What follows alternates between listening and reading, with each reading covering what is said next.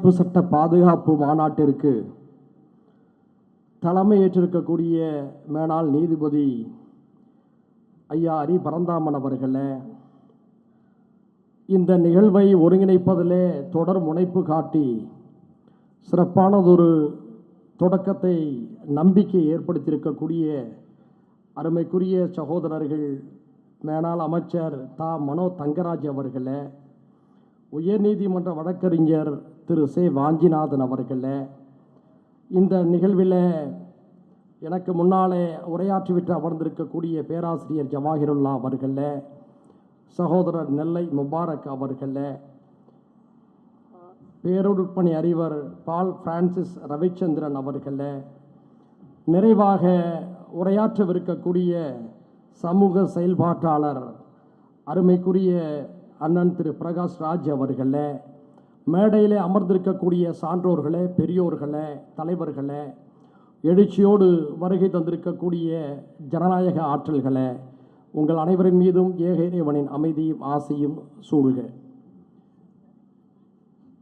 மழை பெய்யும் மாலை பொழுதில் அந்த இடர்பாடுகளையெல்லாம் மறந்துவிட்டு ஜனநாயகத்தை பாதுகாக்க வேண்டும், அரசியல் சட்ட அமைப்பை பாதுகாக்க வேண்டும் என்ற நோக்கோடு நாம் எல்லாம் இங்கே ஒன்று கூடியிருக்கின்றோம்.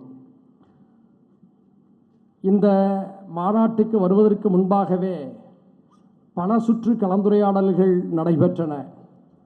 அந்த கலந்துரையாடல்களிலே வழியாகத்தான் சட்டமன்றத்திலே நான் FCRA சட்ட மசோதாவை ஒன்றிய பாஜக பாசிச கூட்டணி அரசு கொண்டு வரக்கூடிய சூழலிலே அதற்கு எதிராக தமிழ்நாடு சட்டமன்றத்தில் தீர்மானம் நிறைவேற்ற வேண்டும் என்று பேசினேன்.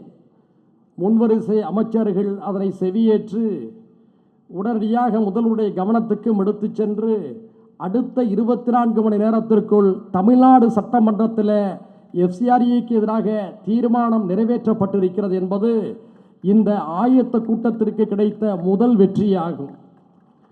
ஏனென்று சொன்னால் சமீப வருடங்களாக என்று சொல்ல முடியாது, நூற்றாண்டு காலமாக இந்திய ஜனநாயகத்தை சீர்குலைப்பதற்காக நாக்பூர் கூட்டம் போட்டு வரக்கூடிய தொடர் திட்டங்களிலே ஒன்றன் பின் ஒன்றாக அவர்கள் சாதித்து வெற்றி பெற்று வருகிறார்கள். அந்த அராஜகங்களுக்கு எதிராக குரல்களை எழுப்பக்கூடிய ஜனநாயக சக்திகள் அவர்களைப் போல தொடர் திட்டமிடல்களில் ஈடுபடாமல் அங்கொன்றும் இங்கொன்றுமாக எதிர்குரல்களை எழுப்பிக் கொண்டிருக்கின்றோம். RSS நினைத்ததை நூறாண்டுகளிலே சாதித்திருக்கிறது.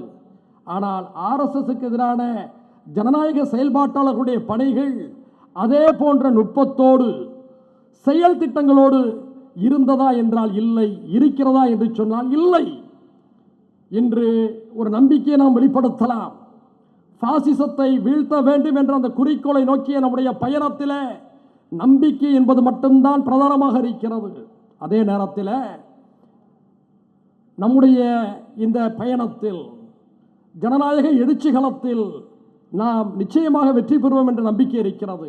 ஆனால் 5 ஆண்டு காலத்தில் அவர்கள் ஏற்படுத்தியிருக்கக்கூடிய நுண்ணிய அபத்தங்களை, அரசமைப்பு சட்டத்துக்கு எதிரான திட்டமிடல்களை உடனே சரி செய்து விட முடியுமா என்று சொன்னால், எந்ததொரு புதிய ஆட்சி அமைந்தாலும் டெல்லியில் இவற்றை சரி செய்வதற்கே குறைந்தபட்சம் 10 முதல் 15 ஆண்டு காலம் ஆகும் என்ற யதார்த்தத்தை புரிந்து கொள்ள வேண்டும். ஏனென்று சொன்னால் நம்முடைய எதிரிகள் ஜனநாயகத்தன்மை உள்ளவர்கள் அல்ல, நச்சு சிந்தனையாளர்கள். கிடைக்கின்ற ஒவ்வொரு வாய்ப்பையும் தங்களுக்கு சாதகமாக பயன்படுத்திக் கொண்டு தங்களுடைய சித்தாந்தங்களை எப்படியெல்லாம் புகுத்த வேண்டுமோ அதையெல்லாம் புகுத்துவிட்டு எல்லா துறைகளிலும் தலைநிமிர்ந்து நிற்கிறார்கள். கம்யூனிசம் வலிமை பெற்றிருக்கக்கூடிய கேரளாவில் அவரால் ஒன்றும் செய்ய முடியாது என்று நினைத்தோம். ஆனால் அவர்களுக்கான வெற்றிகளை அங்கே தொடங்கி இருக்கிறார்கள். தமிழ்நாட்டில் அவர்களை முற்றிலுமாக அடித்து விட்டோம் என்றெல்லாம் நீங்கள் நினைத்துவிட முடியாது. களத்தில் அவர்கள் பலகீனப்படுத்தப்பட்டிருக்கலாம், ஆனால் அதிகார மையங்களில் எல்லா இடங்களிலும் ஊடுருவி இருக்கிறார்கள் என்பதற்கு உதாரணம்தான் மதுரை நீதிமன்றத்துடைய தோற்றம் நம் முன்னால் காட்சியளித்துக் கொண்டிருக்கிறது. நீதிமன்றத்தில் இடஒதுக்கீடு வேண்டும் என்ற குரல் எவ்வளவு அவசியம் என்பதை நீதிமன்றங்கள் வழங்கக்கூடிய தீர்ப்பின் வாயிலாக நாம் புரிந்து கொள்கின்றோம். இப்பொழுதெல்லாம் நீதிமன்றங்கள் வழங்குவது நீதியா தீர்ப்பா என்ற ஒரு கேள்வி எழுந்திருக்கிறது. நீதி வேறு, தீர்ப்பு வேறு. நீதிமன்றங்கள் எல்லாம் இப்பொழுது நீதியை சொல்வதில்லை என்பதற்கு மதுரை உயர்நீதிமன்றத்தில் ஜி.ஆர். சுவாமிநாதன் போன்ற கொடுக்கக்கூடிய அந்த தீர்ப்புகளை வைத்து நாம் யோசிக்க வேண்டியிருக்கிறது. ஸ்டைன்ஸ் பாதிரியார் ஏன் வஞ்சகமாக சிறையிலே நீண்ட காலம் அடக்கி ஒடுக்கப்பட்டு உயிரிழந்தார்? பாபர் மஸ்ஜித் வழக்கிலே கொடுக்கப்பட்டது நீதியா தீர்ப்பா? சிந்தித்து பார்க்க வேண்டும். அந்த அளவுக்கு எல்லா துறைகளிலும் பாசிஸ்டுகள் நுழைந்திருக்கிறார்கள். இப்போதும் கூட அவர்கள் தந்திரமாக காய்களை நகர்த்தி கொண்டிருக்கிறார்கள். நன்றாக புரிந்து கொள்ள வேண்டும். டெல்லி போராட்டத்தை பற்றி எல்லோரும் எழுச்சியாக பேசிக் கொண்டிருக்கிறார்கள். உன்னிப்பாக கவனிக்க வேண்டும். யாருக்கும் உடனடியாக சான்றிதழை கொடுத்து விடாதீர்கள். அண்ணா ஹசாரே தொடங்கி இன்றைய சிஜேபி வரை கவனத்தோடும் காத்திருப்போடும் நாம் அவர்களை அணுக வேண்டியிருக்கிறது என்பதை மறந்துவிடக்கூடாது. ஒரு மாபெரும் எழுச்சி மோடிக்கு எதிராக, பாசிசத்துக்கு எதிராக புறப்படுகின்ற போது அதை அறுவடை செய்பவர்களாக காங்கிரஸோ கம்யூனிஸ்டோ இருந்துவிடக்கூடாது என்பதில் ஆர்எஸ்எஸ் தெளிவாக இருக்கிறது. அது தங்களுடைய கட்டுப்பாட்டில் இருக்கக்கூடிய, தங்களுடைய பிடிமானத்தில் இருக்கக்கூடிய அல்லது தங்களை நேசிக்கக்கூடிய இன்னொரு சக்தியின் கையில் தான் இருக்க வேண்டும். ஒன்று பாஜக இருக்க வேண்டும், அல்லது நம்முடைய பேச்சை கேட்கக்கூடிய இன்னொரு சக்தி இருக்க வேண்டும் என்று ஆர்எஸ்எஸ் நினைக்கிறது. எனவே தான் ஒரு டெல்லி போராட்டத்தை பார்த்துவிட்டு எழுச்சி புரட்சி என்று நாம் ஏமாந்துவிடக்கூடாது. யாருக்கும் நாம் உடனடியாக சான்றிதழ் வழங்கிவிடக்கூடாது. நன்றாக புரிந்து பாருங்கள். கம்யூனிஸ்டுகள் வளர்வதை விரும்பவில்லை.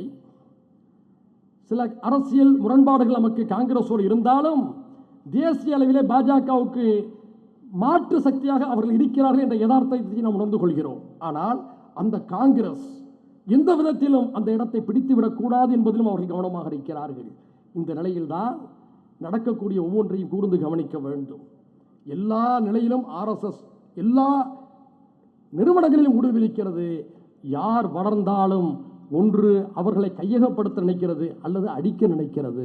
இந்த நிலையில்தான் இன்று எஃப்சிஆர்ஏ போன்ற நிகழ்வுகளுக்கு எதிராக நாம் எல்லாம் போராடி கொண்டிருக்கின்றோம்.